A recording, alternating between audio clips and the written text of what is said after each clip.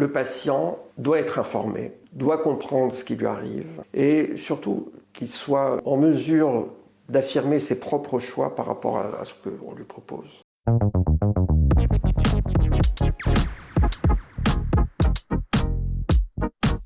L'idée de départ était d'essayer de faire comprendre les problématiques liées au cancer. Commencer avec un certain nombre d'explications, l'analyse historique de ce que sont les cancers et surtout l'évolution de ce qui s'est passé ces 50 dernières années en matière de traitement et de science, bien sûr. Le patient doit être informé, doit comprendre ce qui lui arrive et surtout qu'il soit en mesure d'affirmer ses propres choix par rapport à ce qu'on lui propose. J'ai toujours pensé que comprendre, c'était bien, mais faire comprendre, c'était aussi essentiel pour les médecins. Outre ce qu'on a gagné en chirurgie et en radiothérapie. Pour la partie médicale ou médicamenteuse, on a eu 3 phases. Une première phase qui était effectivement la chimiothérapie qui a commencé dans les années 50, qui a été relayée dans les années 80 par la découverte de ce qu'on appelait l'oncogénèse, qui a abouti au développement de la génétique et au développement de nouveaux médicaments. Et plus récemment, au développement de l'immunothérapie, de la compréhension qu'on pouvait reformater l'immunité chez les patients et que cette immunité reformatée pouvait guérir certains cancers. Probablement bien avant les 50 ans auxquels vous faites allusion, on sera capable en tout cas d'avoir de très longues rémissions, et ça je pense qu'on n'est pas si loin que ça.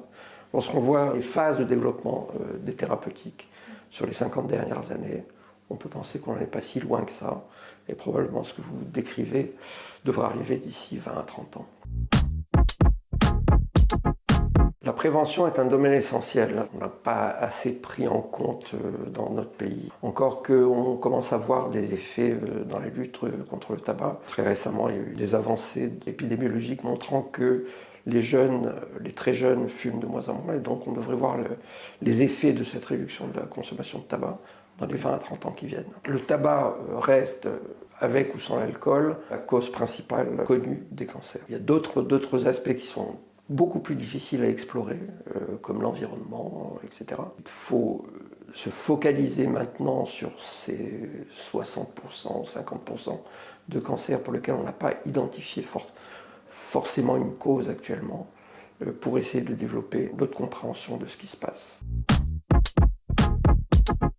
La prévention et le diagnostic précoce restent quand même du domaine de la médecine générale. La prévention en expliquant les risques, les facteurs de risque, la génétique associée à ces facteurs de risque, en identifiant chez les patients ce qui peut les exposer à un risque. Et en matière de diagnostic précoce, leur rôle est essentiel, parce que c'est à eux à encourager et à guider les patients pour se soumettre à la mammographie systématique, les tests à la recherche des cancers du côlon.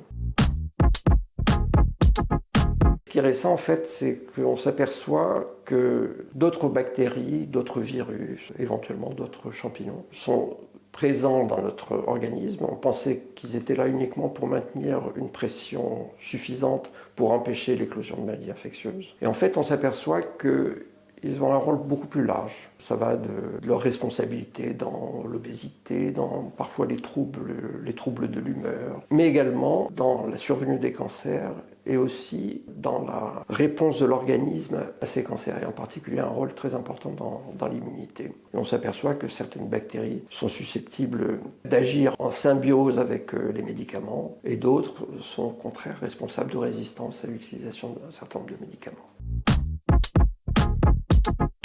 Ce qui revient de manière récurrente, c'est cette interaction médecin-patient. Parfois c'est superbe, ça marche top, et parfois c'est un tissu d'incompréhension, un tissu de rancœur. C'est un aspect probablement minoritaire, mais ça reste quand même une intervention dans l'histoire de la maladie qui est parfois très pénible. Prendre conscience de cette difficulté dans ces échanges est essentiel dans la relation médecin-malade.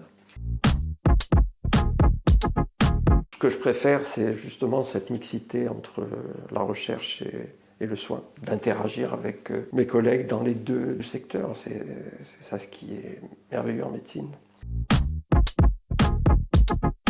Parce que la clinique peut parfois être frustrante, hein. Si on ne cherche pas à comprendre ce qui a provoqué ces frustrations et pourquoi ça ne marche pas et pourquoi ça marche, il n'y a que la recherche qui permet de faire ça. Donc c'est ça qui est extraordinaire. Hasta la victoria sempre.